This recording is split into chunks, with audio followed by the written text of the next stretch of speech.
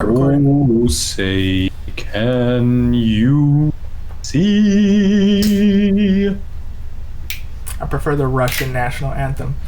What's Um, that? I don't know the words because I don't speak Russian, but it sounds baller as hell. I'm not even Russian, and I want to be just because of the Russian national anthem and because their president is a literal supervillain. That's pretty cool. Um, You think Trump's not a supervillain? no, he's not smart enough to be a supervillain. He is the equivalent of like Mojo Jojo. Actually, less intelligent than Mojo Jojo. I wish our president was Mojo Jojo. We'd at least have new iPhones by now. Welcome to the Jeffrey Clark Show. I am Jeffrey Clark, and who are you on the other end of this lovely not Zoom call? Well, my name is James, and I'm here to help out. Such a simple way of starting. All right. Mhm. So this show is just random. We're gonna talk about anything and everything. Popular topics, not popular topics, and I'm just gonna try to entertain you guys for about an hour or so. And I'll start adding more and more because my dream is to be a talk show host. So if I add random skits, it's totally your fault. All right. So the first thing we're gonna talk about is the pandemic. It's a really interesting topic to talk about because there's so much that comes with a topic like the pandemic. Like, how is our culture going to change? What's everyone doing now? What's the perfect way to be? And everyone's like golden question is, when is it going to be over? We can't answer all of these questions for you, but we'll speculate and have fun speculating. So I'm going to start off by saying I think there'll be a major cultural shift in America just because of the way the Americans are. We are people who like to act like we're together, but we're not. We're independents, and we act independent all the time. And we tend to just do things that are right to us, which creates this individualistic ideology while still trying to be connected. It creates a schism, and everything's weird. What I think is going to happen is there's going to be an explosion of people going outside for a while. And it's usually going to be the inner states first, and then the outer states, like coastal cities and stuff, because they believe they're more intelligent due to college and the ocean or whatever. And it's going to create an explosion of commerce that'll slow down after like 6 months because for some reason Americans get over things very quickly. It's just how we are. So that's what I think is going to happen. At least the basics of like people coming out of being at home for a long period of time. What do you think? I think a lot of people are already coming out. There's tons of people. Yeah. Good word choice, right? A lot of people heading outside and especially in the kind of heartland of the country, people are not taking the quarantine as seriously. They're not, because they don't think the virus is that big a deal, or they have faith that they will be protected from it, or they just don't see it as a worry. So people are already out and about. The people who are staying inside are the people who are more timid, more afraid, and more willing to follow the guidelines versus, like you said, the reckless or the frontier attitude of like, oh, fuck this, I'm gonna do what I want. Yeah. Those people are already doing that shit. They're already out there, they're already living. Jesus, take the wheel. What's really interesting is like I can understand where people are coming from though. I had to work the first 3 months of the pandemic, as well as I still have to travel from time to time to go see like a client or whatever. By the way, if you need social media strategy or need social media anything, this, that, or the other, I'm a social media manager. Hit me up and I'll give you a good quote. Since I have to travel for work every now and again, and like I said, I worked the first 3 months of pandemic with like lots of people. The first 3 months was me stuck in an office with like literally about 100 other people. It's really hard to believe it exists when you go into these high danger situations and you come out fine. So I can understand people going like, this thing isn't real, or it won't affect me because I'm young and or I just haven't like caught it. And I'm not gonna lie, I've had that mindset where it's just like, I'm fine. And first off, I do believe I'm fine because my immune system is godlike, but still I take precautions because I have family and I have people that I need to see, like clients or whatever, and we still take precautions there. But the point is, like, I understand why people are going like, this is not that important. Cause like I'm not dead yet, you know. Like Americans tend to not take anything seriously until it actually hits them. So I understand where that comes from. It just sucks that that it just reveals that the ideology of the American is a selfish one. Yeah, I know some of you are saying like I'm inside, and yeah, we thank you for your service, but you have to also understand that everybody around you is not thinking that way, and it shows that the average American isn't going, yo, let's stick together. They're going like, I'm not trying to do that. I'm trying to have sex with this person over here, and or go get groceries with no mask, or like, you know, now that the streets are empty, I'm gonna make a movie at 2 a.m., which I did. It was great, but it was just like me and 3 other people. So yeah. Yeah, dude. A lot of people don't need to take it seriously, or they think they don't need to take it seriously. At least, looks like they're gonna be having some fun. But the worry is if you're overweight. If you're overweight, COVID's just gonna kill you. And a lot of people that when you talk about the average American is definitely overweight, and that's the biggest problem. As soon as that breathing starts to become more difficult, that COVID is just gonna kill them right there. And if you're healthy, if you're eating vitamin D and healthy foods, you're gonna be in good shape. Otherwise, you're gonna be hurting. Which is funny because you can go outside and get vitamin D. That's fucking hilarious. All right, So let's talk about cultural shifts. I personally think that the culture of America is going to change little by little, and this cultural shift is going to get Americans closer to socialism, but very slightly closer to everyone understanding that, hey, this is a collective country and people should take that collectivism seriously because we're tired of the individualistic aspect of what got us into these situations. Like, the financial situation most people are in, the fact that people are realizing companies don't care about them, the fact that, you know, it's impossible to get a job. And it's not even because of, like, you know, people are not qualified. It's because the individualistic aspect shows that I'd rather have something simple than do the hard work to get what I need, which created the now you must apply online everywhere, and usually a person's not going to see your resume unless you hit keywords in some random algorithm that each company uses differently. Like, all these things are showing up, and I think the cultural shift is we're going to slightly, and I mean slightly because Americans are still Americans, slip closer to socialism, where at least socialism where people are conscious of others. And then we're going to regress heavily because we're still Americans, and then people are going to start airing out their sadness on everyone else, and no one's going to give a shit. I think you're going to take that needle forward, and then some activists or complainers are going to just put us back in the Stone Age. And dude, that's how I think it's going to happen. I agree with you. I think 1 step forward, 2 steps back is kind of our MO, and it's going to be fun just because we've had Bernie Sanders talking about Medicare for all. We've had people thinking about more services for sure, but as long as we have a government that cares about cutting services, we're not going to get out of it. It's going to be the same process, and the reason we have that individualistic mindset is just it's a big I got mine, fuck you. That's not going away anytime soon. I think that you're going to see the kind of call to come together works differently if you're in one of the coastal cities versus if you're part of the heartland. The heartland says we're going to go to church and we're going to pray together and we're going to give more to charity and stuff like that. Yeah, because that's their version. I think that's extremely accurate, and I don't think that's going to change. What I think needs to change is basically people understanding America, and I don't mean just like everyone. I just think the average American needs to understand America, because as I learn more about wealth and money and business and why things are the way they are, and then how you have to study people, especially for marketing and advertising, I think that the average American needs to learn how marketing and advertising works. Yup. And only reason I say that is because when you learn how that works, they learn how they're being manipulated. And it's okay to not care about manipulation in terms of advertising and marketing. It's fine. It's meant to warp your mind into thinking to buy this, that, and the other. And it's going to happen because it's preying on your psychological this, that, or the other. But if you're media conscious and media literate, that's why I want to start another podcast about media literacy, because it's important. And it'll make people write better movies. Is because the main reason why Trump won is because he's so easy to market, and he markets himself really easily. I was watching a Nas Daily video called "We Need Another Donald Trump," but for the left, and he had clear points. It's like Donald Trump won. He doesn't use complicated words at all.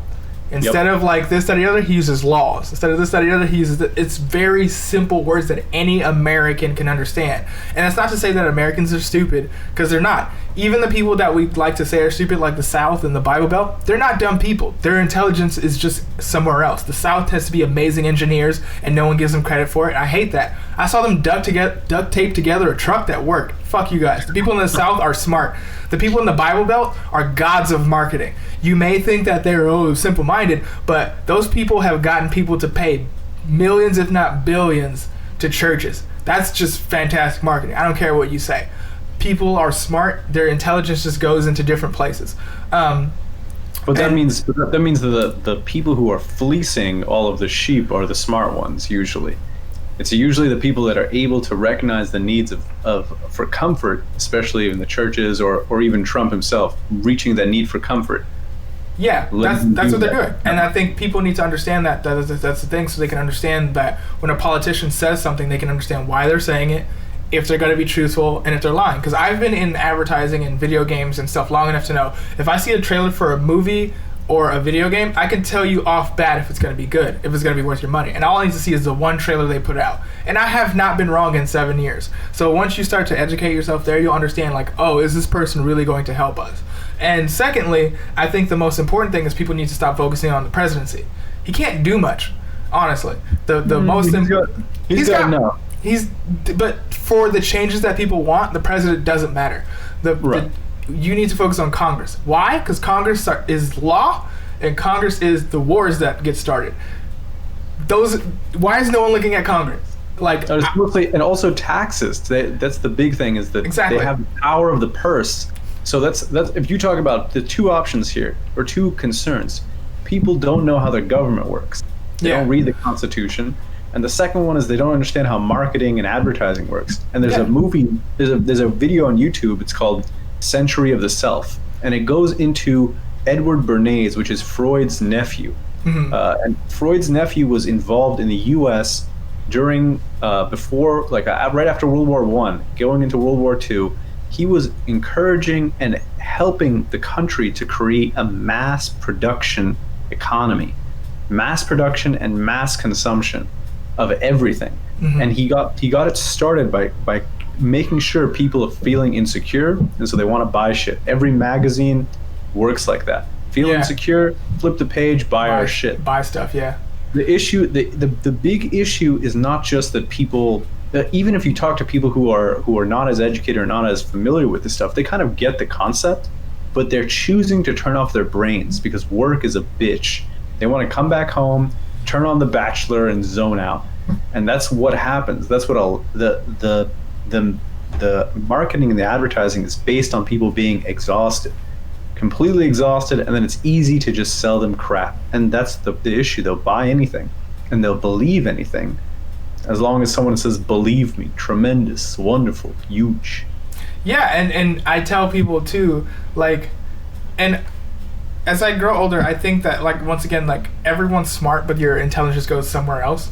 You're born with this, that, and the other intelligence, and you learn other ones, and then you put it somewhere. So I grew up with mathematical intelligence, but with that mathematical intelligence, I still technically sucked because I don't know how finances work. I learned how finances work this year. I started investing this year. You learn, you're naturally good at things. You naturally learn things, but where are you going to point those things? And are you going to learn the right things to live? So I don't want anyone to think that that certain people in America are dumb. No, they're smarter than you, just somewhere else. If I went to the South, I'm pretty sure I can get a dope car instantly. Why? Because they know how to build shit better than I do. And honestly, yes, there's some great people in LA, but if I go to the South, I can get some custom made shit, and it'll be amazing, and it'll cost nothing, and they will build it out of trash. That's just what it is. If I go to Boston, I will find the best social media marketers in existence. Why? Because that's kind of what they do. There are some in LA, yes, but Boston, the East Coast people will murder. Every person I have met in my field that is amazing comes from the East Coast. So, like I said, there's intelligence everywhere. No one's dumb. Their intelligence is pointing at different things. But also those people in the East Coast are aggressive as hell. They're all in. You talk about individualism, they still got a bit of that in the East Coast. Even in the more liberal areas, they're still thinking, I'm gonna fucking kill everyone, and I'm gonna win the whole market. And that's what's interesting. We've created, in our country, have so many ecosystems, and to bring it back to the pandemic thing, these ecosystems are going to decide how people react to stuff. like the LA, California area states are gonna be like, I'm gonna wait, and then the other half of the state is going, we're going outside, we don't care. The South is more independent, they're gonna make that decision for themselves, and I bet you they'll go out as families. Then the East Coast is going to definitely wait, just because the East Coast understands, like, even though they'll cuss at each other in line, they totally understand they're in it together. New York has created the most polarizing version of America you've ever seen. So we're going to just switch topics to about the ecosystems real quick, because we talked about the pandemic, and I'll get back to it in a minute. But the ecosystems of cities is really important, so we're going to switch to that. So if you want to know what America really looks like, you go to 2 cities. Yes, there are tons of other cities that represent America, but these 2 cities are the most important. You go to Los Angeles, and you go to New York. Why? New York is the 2 furthest points of the American people smashed into one in the entire city, and everyone has it. Everyone in New York understands that they should respect other people's time, space, this, that, and the other, but they will also cuss you out for disrespecting their time, space, this, that, and the other, and whatever. And they're all just smashing together into one being, and there's millions of them in the city. That is the most polarizing but honest view of America ever. If you want to meet a real American who's not gonna go to New York. They will tell you what it's about. And then you go to LA.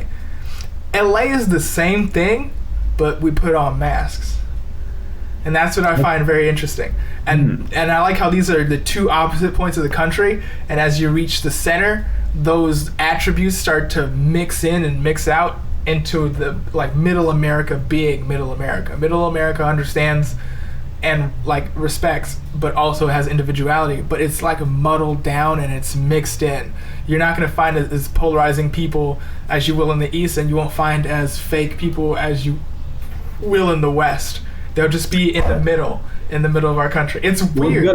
You gotta look at the different cultures, man. The culture, I think it doesn't necessarily wash out. It's just a whole different ball game when you get into the smaller cities and towns, because Chicago's still pretty big, San Francisco's still pretty big, but the difference is East Coast is very European, super fucking European, and they will never shut up about it, how European they are, because they like that shit. But you're right, they're more aggressive, they're straightforward, because they don't have time for your shit.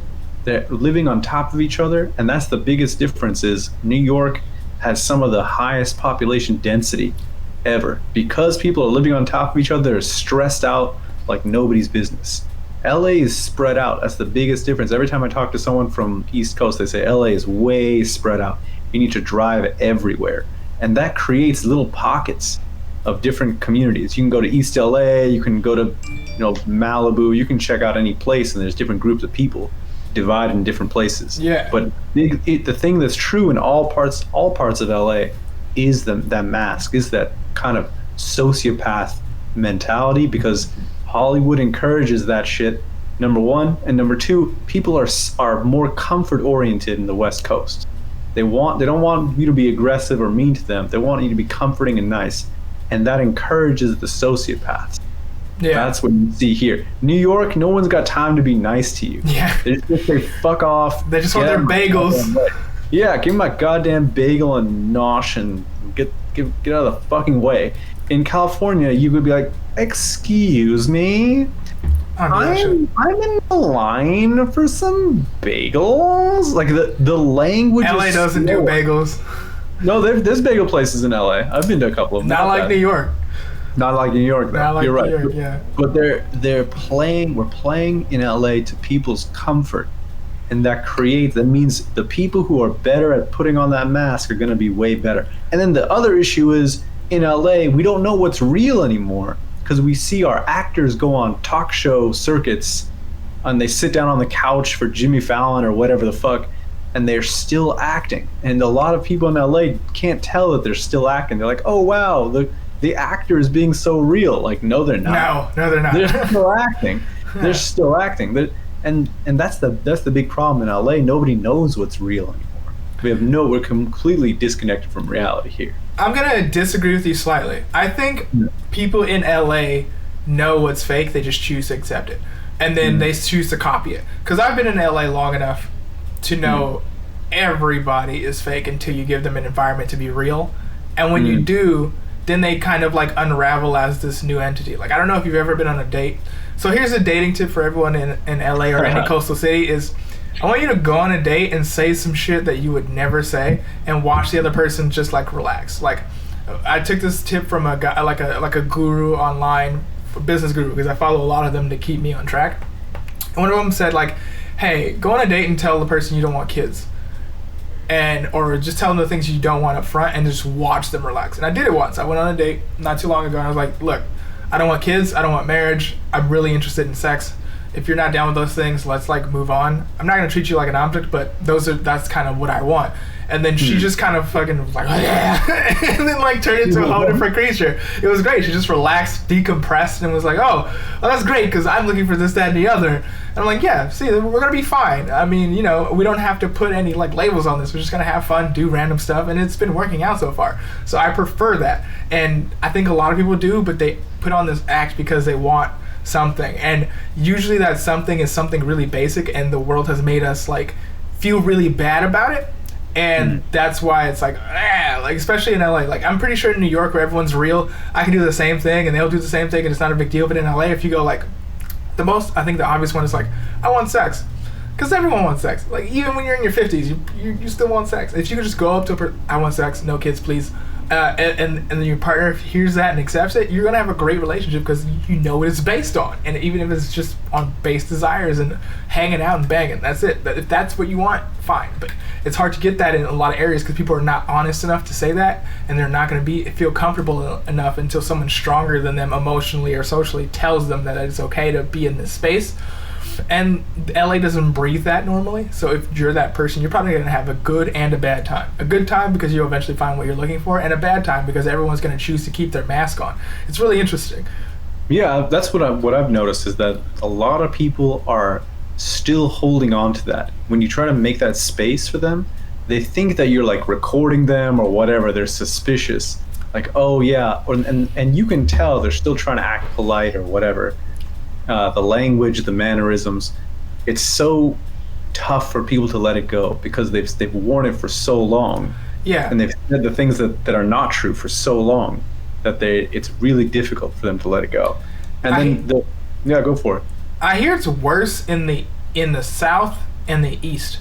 Like, I've dated a few people, and they're just like, yeah, everyone knows that everyone wants these really ridiculous things, like just to bang all the time and do nothing, but they choose not to because of the South's politeness and the religiousness of the East Coast. Yeah. I mean, like, Northeast, I'm pretty sure you're gonna be fine. It's just like people in New York screaming at each other and Bostonites being like, you wanna have sex while watching football? I'm pretty sure you're fine. But like, closer to like Florida and stuff, you're gonna have a bad time. With the exception of Florida. Because Florida is like some kind of subspace of our state that makes no sense whatsoever. If you go to Florida, it doesn't. I've been to Florida. It does not feel like America. You feel like you have gone to some weird fantasy land where you're either 20 or 95. It is strange. You also still like the Backstreet Boys for some reason. I don't get it. Have you been to Portland? Oregon? No. I want to go there for a very basic reason, and that's because trees, and I hear there's some really attractive women up there, plus decent housing. So my reason for going to Oregon is very stupid. Do I want to live in Oregon? Sure, fuck it. If I can get an apartment for cheap and run my business, I will live there, but I gotta come back to LA so I can take over the talk show scene. Yeah, dude. These places are pretty weird. Portland's got its own little culture too, their own little niche. There's a lot of if you've seen some of the SNL stuff, they always make fun of Portland. They say, oh yeah, the dream of the 90s is alive in Portland. It's just people just kind of chilling out and wasting time and playing and being like adorable. That's good for me. I can take advantage of that. I just start buying. They'll buy up the land with them not noticing. Like, oh, randomly, Black Mr. Burns came out of nowhere and bought all of Portland, and no one noticed because we were too busy hanging out under orange trees and getting our tarot cards read and drinking pumpkin spice lattes out of season. Like, I don't mind. I would love to live in a peaceful environment. Fuck it. We're gonna move on to another topic because we're getting a little bit loose. But yeah, let's see what our next topic is. Oh, corgis running on a treadmill. That's what I sent you in gift form. Our next topic is personal growth. I think that's a really interesting topic right now because of where we are. And like I said, I think this is great. This pandemic is great for me because it's given me the time to sit back and like grow. I mean, I was growing last year after like some major shit happened, but then I kind of went back into the stride of overworking myself just because it felt like what I was supposed to do. But with the pandemic, it's great because I was working at the start of it, so I got a bunch of money, and then I lost both jobs because of the pandemic, and then I just realized, oh, I'm doing the same thing over again, so I get to rest and still feel anxious because I don't like rest at all. But then I still started to learn more about myself. Like, I prefer not to be an employee. I'm not a good employee. I'm just not. I am too active and slightly aggressive to be a good employee, because if I see something stupid, I'm going to want to fix it. And a lot of businesses do stupid things. And this is before I learned about business. I'm just like, why are we doing this? This makes no sense. You have employees that can do this for you. What are you doing? Or like, why are there so many employees? Let's get rid of some. Like, I can't abide by stupid or bad tactics. It irritates me. I would make a great manager and above because I know how to handle that stuff. But anything lower, oh my God, kill me. So I started learning about wealth, and I'm running businesses now. And I'm really glad the pandemic happened because it's given me the space to do that, or I'd still be working 2 jobs, probably going back to film, and just dying working and kind of hating it. Loving it if it's film, but hating it otherwise because I'm not like getting any rest. So my personal growth is like learning myself, getting out of that stupid pattern that I learned, and finally being financially literate. It's fun. I'm still not fully there. There's a bunch of stuff that I have to learn, but I've learned way more by reading one book, Rich Dad, Poor Dad, everybody read it, in like 1 week than I have in years of like anything else. It's crazy. How have you grown? Man. Yeah, dude, growth happens fast sometimes, and I think a lot of people are using the time well. If you're not couch locked, I've been trying to take care of my health a little more. I had a couple. I used to be a very active person, but a couple broken bones, broken tailbone, broken elbow, a couple stuff like that. So I've been kind of house locked, and I've been trying to think about, all right, what else can I do with my health? I just went for a physical, going to the dentist and doing all these things. It's a good way to jump back on track and to focus on, for me especially, focus on the body. And that gives you more energy, and that gives you more room to move around and more room to really access life. I've trained in dancing, ballroom dancing, and I just haven't done that forever. Yeah. It feels kind of weird. Nobody wants to like dance. Nobody, even if you go out to like find some kind of bar or party, whatever, everybody's still kind of scared. So I'm trying to find out ways to grow in multiple different dimensions, to make myself more invaluable. Part of it is job stuff. Part of it is just my physical health. Part of it is just understanding people, and that's the fun part. The more you spend your time wisely during the pandemic, the better you come out of it. Yeah, I'm wondering what's gonna happen. Like, well, I think there's only gonna be 2 types of people that come out of it. You're either an entrepreneur or you're not. You're either gonna have like 100 streams of income and you're gonna feel healthy as hell, or you're not, because it's a lot of work, especially in this time space. Like, even as I'm trying to grow, I fall off the wagon all the time. Like, I try to create a new habit, and then like 3 days later I'm like, oops, and then I have to do it again the next day and then start all over. It happens, but I think that if I continue, I'm gonna be fine. And I think if that happens to everyone, they're gonna be fine. Hell, even if they only read one like book, they're gonna come out better. Hopefully it's the right book. Just keep plugging that book, man. It's the best way to do it. Yeah, like I got Rich Dad Poor Dad for like $7. Just buy it. Yeah, but I think that's the thing. If you find the topics that matter the most, and you do the serious research on those topics, then you're going to see a lot of change and a lot of investment. I think for me especially, I have a obsessive curiosity. You give me some topic and I'll dive right in and try to figure out how it works from every angle. Yeah. But the issue is a lot of people are not like that. I think about like you said, you're either an entrepreneur or you're just kind of struggling. You have, if you can, I would break down the population about 40 to 50% of the population right now is doing terribly. They're either over depressed or just super stressed and anxious and lonely. And then you've got another 40% of people that are doing okay, that are just kind of pushing through, but they're still stressed out. I was just talking to someone who was still got a great job, but is just doesn't know what to do with the rest of their life. And then you've got the last 10% of people who are really using the time well and who are really maximizing their return. And those are the people that can see the issue, the topic they need to focus on. They can plan it out. They can recognize the steps and then recognize the books they need to go through, and they can put their mind to it and do it. Any topic, you just find, if it's finance, that's one. If it's health, that's another one. If it's relationships, that's another one. A lot of people are just, and especially the relationships are getting really fun during COVID times. And people are stressed out and they're going back. What I think is people are right now, you've got two groups of people. One of them is stressed out and they're looking to like fuck and just get that out of their system. Yeah, of course. That's the one. And I think that's a big group of people. And then you've got another group of people that is feeling, especially because it's a virus, and they're feeling alone. They're feeling emotionally unsatisfied. Yeah. And they're saying, look, like, this is a wake-up call. I'm right now, even if I'm working right now, I'm alone. Like, there's no one to take care of me if I get sick or if I get hurt. They want some security. Mm-hmm. And this is what I've seen. My brother has been doing Zoom dates, and he says every single one of them is like an interview from hell. That sounds awful. And I said, dude, like, true love is just around the corner. He's gonna have fun with that shit. But it's because people are looking for any kind of stability they can find. And I think you're right. If you're open with it, you just said, look, I'm stressed out. I just want to fuck and be done. That's fine. That's perfect. And if people can find that and show your negative COVID test or whatever, yeah, and along with all your other STDs, and say, look, like, I just want to fuck. Let's get this done. Let's set up a time and place to get this done. And that's perfect. Right now, a lot of people are living, especially young people, living with their families, and that makes things more difficult. But hotels and whatever are still available. Yeah.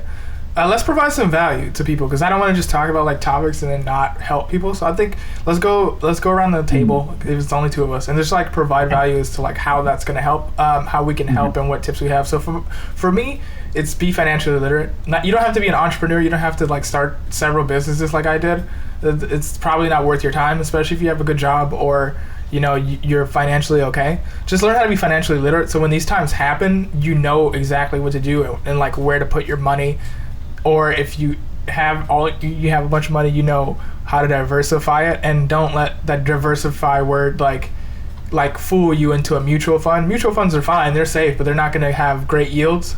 So just learn how you can like put your money in different places. Also, to save you a read, you want to make sure that your money is inflating at a rate higher than 7.2%, which is the inflation rate of America. So if you invest and you're getting more than 7.2% back, then you're going to beat inflation and you're going to be making money always. So be financially literate, Rich Dad, Poor Dad. There's a book by Tony Robbins that I have yet to read because I'm still a Rich Dad, Poor Dad. But look that up. And then I suggest working out, even if it's just a little bit, journaling, even if it's just a little bit, and like chatting with someone once every couple of days, even if it's just for 20 minutes, to stay sane. It's a nice, well-rounded lifestyle that I'm definitely using it. I fail at it sometimes because I like video games and working on like stuff like social media management. Once again, hit me up if you need a social media manager or a consultant, or because I spend a lot of time in like my editing bay, making stuff as a photographer and as an editor and a videographer. So I have things that keep me away from people, but that basic lifestyle, read about money, keep your friends going, work out, and journal will make you come out a better person, because you're learning who you are, you're learning your financial habits and how to change them, you're keeping your body like in shape. Even if you gain that 15, that's fine. Get used to working out, so when you can finally go outside or hit the gym, you can start increasing your workouts to get rid of the weight, because I gained 15 and I do not like it. And that's what I have to say. What do you got, James? I think all of that shit is good. I would focus less on the workout. The workout is good for energy. Yeah. If you're looking for health, diet is much, much more important just generally. Mm-hmm. And I've been talking to a lot of people who are eating way too much bread and sugar and soda. That shit is killing them. Trying to stop eating bread. Bread, like, you want to, if you're trying to be healthy, you want to get some basic like eggs and chicken and fish kind of stuff, and you want to get and lamb. I like lamb, and then you want to get a shit ton of fruits and veggies. One thing I see people have a big problem with is the sugar, because I have a fucking strong sweet tooth. It's the craziest thing ever. And if you recognize that, you can say, hey, this is a good sweet tooth. I got to use it to eat fruit, fresh fruit, not anything else. You want to have anything that has fruit sugar. That's what it's for. And like we talked about advertisers. Advertisers know that humans have an instinct for sugary foods, and that's how they get you. They feed you poison. And if you learn that, you can fight back. So that's the health. I'd say what you eat gives you the fuel to start. And then once you have that fuel, then you can go out and do some good exercise. And once you got that exercise and you got that mind going, then you can start thinking about finances and money. And you want to think about the advice I would give would be to start with basic index funds. Just S&P 500 is a great place to start for everybody. That's the number one place to start. And then from there you look at other topics. And right now we're getting close to a recession. If you look at the stock market, most of the losses from COVID have been recovered. And what that tells you is the big market players are ready to start fucking things up. They're ready to do stupid stuff. They're ready. They're gonna destroy everything, and then they're gonna pick up all the pieces like they always do. When the recession hits, buy. Just buy when the recession hits. Buy a lot. Buy a shit ton, because it's gonna go up, and that's the people are gonna worry and they're gonna panic sell, and you never panic sell. Just hold on to it, you'll be fine. But that shit's happening, and in the meantime, think about companies that you know. Companies that you work, either the products you work with or that you're familiar with, and try to look for the companies that you know and how to see where they're going. It could be big things like Amazon or Apple, whatever. It could be smaller stuff. It could be some of the stuff I know because of the technology I've worked with is measuring and science technology. Stanford Research Systems, Berkeley Labs, like they make all kinds of stuff that is in high demand in laboratories. Yeah, that's my specialty. I know that stuff. So that's finance, that's health. Just like I agree with you. Also, make sure to talk to people. Try to find a good fuck buddy. Try to find, like, dead serious to everyone. No, I agree. That's the best advice. Like, find someone who just like is ready to get down, and you're gonna enjoy their time.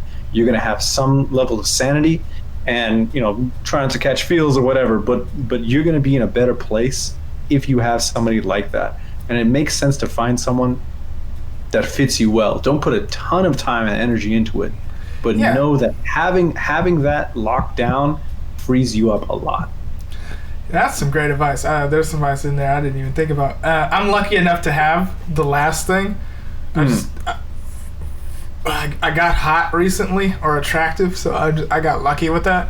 Plus, like, I also was more honest about my like partner choices, so that also made that I'm just very glad that that's a thing, because I was single for over a year. Like, I had a relationship at the beginning of the year, but I don't count it because it was frivolous and bad. But no, but like my current relationships are great, and even the ones that are not romantic or sexual, like even my like platonic friendships are fantastic. So just be honest with what you want. All of my friends now are either entrepreneurs or like people who I can trust aren't insane and have really open minds like you. So be honest about everything. All right, we're gonna move on to the last topic of the day, which is what if we rediscovered? Because we've been inside for a long time, so there's some things that we totally forgot about that we brought back to the forefront. Dude, cartoons. I don't care what anybody. I've been watching so many great cartoons. I rewatched Animaniacs several times. I rewatched all of Gumball. Animaniacs is coming back. I hope it's good. It probably won't be, but I'll still watch it. Like, I rediscovered cartoons, and it's great. I'm a child at heart. Like, I need to be. I grew up with childish things in a environment that was not child friendly, and then with a bunch of with a disabilities that made being a child suck. I had to grow up quickly because of the dynamics of the household. So I'm gonna watch tons of cartoons and play like tons of video games. I don't care. I'm still capable of, like, I don't know, if I wanted to, I could start a cult. Like, I've got skills. Like, so let's start a cult. I'm down. So I watch cartoons and I love them, and honestly I think cartoons have been extremely helpful in this time, not only because of just the ability to relax and laugh, but a really well written cartoon shows you how life can be awesome, and that's super helpful. Like watching the Wattersons from Gumball and watching the Belchers from Bob's Burgers is like amazing, because I don't like the traditional like American cartoon family like The Simpsons or Family Guy, because they're just awful to each other. But the Belchers, they like encourage each other, and that's what leads to the hijinks. Like that episode where Tina goes to was basically a brony convention, and her dad has to basically go in as a thief to get it back from the guys who stole the pony from her. That's hilarious. It's hilarious because he's encouraging her hobby, and then he's a good dad, and he went back to go get something that someone stole from their daughter. Like, yes, sure, Eddie Dad would do that, but you won't see it in cartoons, and I think it's great. It's just that stuff makes me so happy. Plus, Scott Pilgrim vs. the World, the game is coming back, and I am excited. I agree with you, man. You got all the cartoons and the games and everything else. I'm in the same boat just because I've got extra time, and I'm thinking about all the little things that kind of bring some joy to your life. You know, Yeah. you got, who's that Mary Kondo woman? The woman who, I think you got her name almost right. The woman who's like how to like clean up your house and Yeah, make clean up your house and whatever. And she's right. She's right. Like, what sparks joy? And it turns out for a lot of people, cartoons are just a joyful, childish, fun thing. My grandfather used to love watching Tom and Jerry years and years ago. Yeah. And you can watch some of the older cartoons, even black and white stuff. One of my favorite actors is Charlie Chaplin. Mm-hmm. That guy is fucking amazing. And I watch old black and white movies. Yeah. I love that shit. And it's comedy, and right now we need that shit. We need real comedy. We don't want like Family Guy or Simpsons bullshit where it's just people being like idiots or mean to each other. Just awful. Yeah, because that era of TV came about in the like late 80s, early 90s as a response to, you know, earlier shows about Father Knows Best. Yeah. And so that shit has been in there for a long time. It's time to switch back to more positive things. And let's see, Avatar: Last Airbender, that's a really good, high-quality cartoon for a lot of people. As long as you don't watch M. Night Shyamalama Ding Dong's movie, that guy is dead to me. Okay. He's dead to me. I hate him. But every piece of joy that you can find in life is great. I think the anime is great. I just watched one that was called Mao Yu, and it was about this kingdom is at war with demons, and the king of the demons is this chick who shows up and says, we need to stop the war, but we need to do it correctly by creating trade and economics. She talks, the whole show is about her talking about trade and economics and business and producing more food and, you know, using your resources better. It's a really great show, and it's only a few episodes, but that's the fun thing. If you can find anything that just keeps you in a good mood, do it. Yeah. Always do it. Just rediscover the basics. It's like I put my playlist on shuffle recently, my Spotify playlist, because I got like over 1,000 songs on it. Because I'm an avid music listener. I'm an avid media and like consumer in general, because it helps me with my job and it helps me understand trends. So yeah, I just rediscovered a bunch of songs. I added dancing to my workout because you're supposed to have like random movement to your workout so your muscles grow faster. So I put that back in, even though my room's a square and I have like 5 inches to move. It's great. So yeah, this rediscover stuff. I just wanted to talk about that because it's really fun to like go back and then remember stuff because it feels good. And then I know one thing I also rediscovered was just how ridiculous video game journalism is. It was an accident. I had like sworn off of it, and then when the PS5 launch failed, I had to like sift through a bunch of garbage to try to find out when the next release date is, because I definitely want to make sure I'm on the like media list for it. And then you just read articles that people have written about it, and I'm just like, how do people get paid to write this stuff? I would never. Garbage, dude. Garbage. It's hot garbage, and people get paid like 20 something an hour to write this stuff. Yeah, I want to die. Crazy.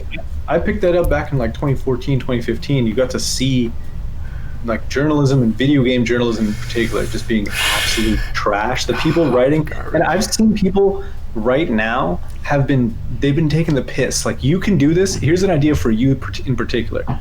Make some videos reviewing articles, like IGN articles. That'd be hilarious.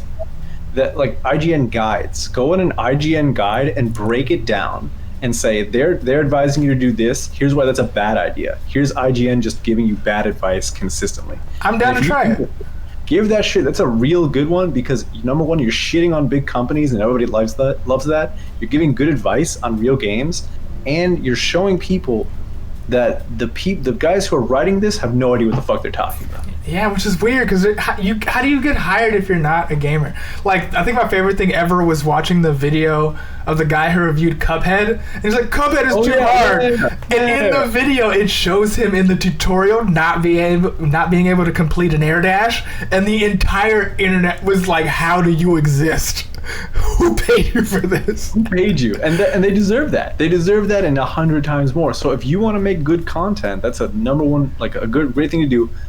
Fucking rip on these journalists, so-called journalists, who are playing on easy mode, who are trying to zoom through, who are just idiots. I will say, just to like be fair, playing on easy mode as a journalist is smart. You need to get through the story, and we've got like a week to finish some games. It's just smart, but there's a way you review things, and the point of a review, which everyone keeps forgetting, is it's for the consumer. It's not about you, and reviewers have forgotten that. I think you're making a mistake there. It was originally was for the consumer in order to sell more. It ends up not being for the consumer. It ends up being for the company to sell more. So actually reviewing it is not a part of the job description at all. I'm not wrong. Reviewing is for the consumer. The whole point of reviewing is to regulate a market. It's for a person who understands how something is made or supposed to be used to tell the public if this is worth their money. And where that comes in the biggest is in X-Play. I will always love X-Play. One, their editing style was perfect. And two, you could trust Adam Sessler and you can trust Morgan Webb. Wow, I remember their names. Because when they played a game, they would go, this is what I think of the game. Here's how the consumer will probably like it, and here are some things that you should watch out for. They fully understand the review process. Like, I'm a human, I have my biases. Also, here's the product in its entirety as best as I can describe it and how it will probably be used. And here's how you will probably interact with this, piece of media or object. Now make your decision as to if you want to purchase it or not.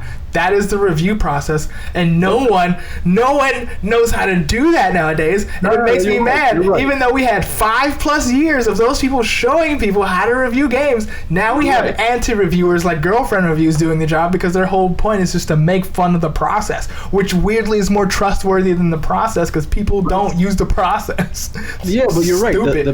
The few people that are actually customer oriented when they're writing the reviews shine through. They're guaranteed to shine through, but it works that way because all of the other reviewers are working not in the service of the consumer. They're absolutely not doing so. And if you can show that, you're going to be rewarded. So that's the other thing. Let me know if you want to go through Kingdom Hearts 1, because that's some shit I love to do. I love to go back to old games, old fucking games that I've played a long time ago. Kingdom Hearts 1, when it first came out, I was like, oh shit, Disney, like hell yeah, I'm gonna get in on this. And I played that, and I played it again recently, a couple years back, and it felt so fun to zoom through, because it was kind of like territory I already knew, and it felt great to just kind of zoom through it. And I think a lot of people, especially if you like Disney, Kingdom Hearts is one of those games that comes up, at least the first one, is just like a fun little ride. And that's the thing. If you find a game that you like some people, they like playing Final Fantasy X, for example. That one was just a nice, like, cozy ride that you can just play through the game and enjoy it. And that anti-religious game. Yeah, I remember it. This is great. I mean, just a lot of games. Like, it's Japan, man. They're just not into that. Like, they're just like, religion? No, fuck you. It's Japan. Like, what do you want? But that's the fun part. You just take a game or a show or a movie, and it's familiar territory, so you know what you're getting, but it's also fun. And I think a lot of people, especially when you're stressed out and you're dealing with a situation that you're unfamiliar with, it helps to go back to familiar territory, just to remind yourself, hey, this was at one point unfamiliar. I figured it out. Now I'm going through it with all the knowledge, with all the cheats, with all everything I fucking need. And you show that to yourself, and then you say, okay, now I'm going to apply that same logic to something new. Yeah, I'm okay with avoiding fucking Kingdom Hearts forever. Because I don't need it. I don't need that. I don't need that headache in my life. Like, if I play, there's only 2 Kingdom Hearts games I will continually play, and it's the ones that everyone else hates, and I don't care. I like Chain of Memories. Everyone hates it because it's cards. Just because you guys can't do math, don't worry about it. And then Birth by Sleep. Everyone liked Birth by Sleep. What are you talking about? No, everyone tolerated Birth by Sleep. I liked Birth by Sleep. I liked it. I thought that was a fun. I liked it. It was an amazing game. To me, it was the best one. So yeah, let's wrap it up. You got any closing thoughts? I think right now people need not just podcasts and things like that, but they need people they can trust. And I think if you can present yourself, and if you can do more of these kind of talks and everything else, and show yourself as a great person to trust and enjoy, and they can, and like you said, create that space for people to be who they really are. Yeah. Let that mask drop. Let them be natural. Everyone will love that shit. Right now, people are in need of advice. They're in need of reassurance, and they're in need of someone to just be fun and be themselves. Yeah. Because they're struggling. But if you give them a chance, they'll love you.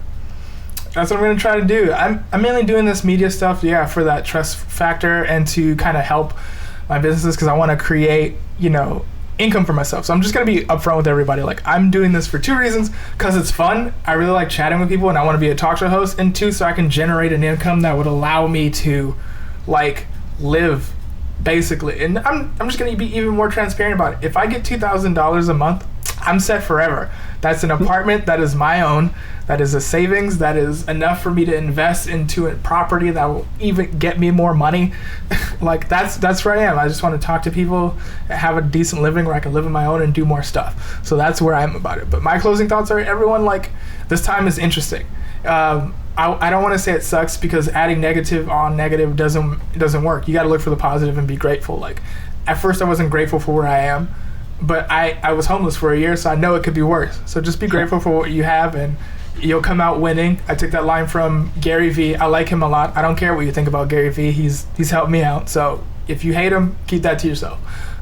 So try to be positive in these times, and I don't mean over optimistically positive. Just find the things that make you happy, that are enjoyable, whether it's a cartoon, whether it's a game, whether it's a person that you hang out with. I am lucky enough to have all those things. I watch The Amazing World of Gumball. I have a PS4. I enjoy it. And then I have a friend multiple of them, but a specific friend who I love to death, and she has been perfect, and she has allowed me to do things that I would have never, ever thought that I can do with a person. So life gets better when you make it better. And I will try to help you guys as I learn things, because I'm not an expert, but I plan on being an expert and sharing it with you. So have a great time, people.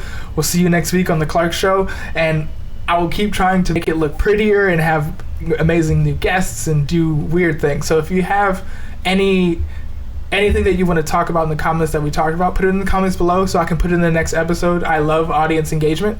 Tell me what you want us to talk about, and I'll see you soon. Peace. Say bye, James. Be nice. Bye, peeps. Bye, people.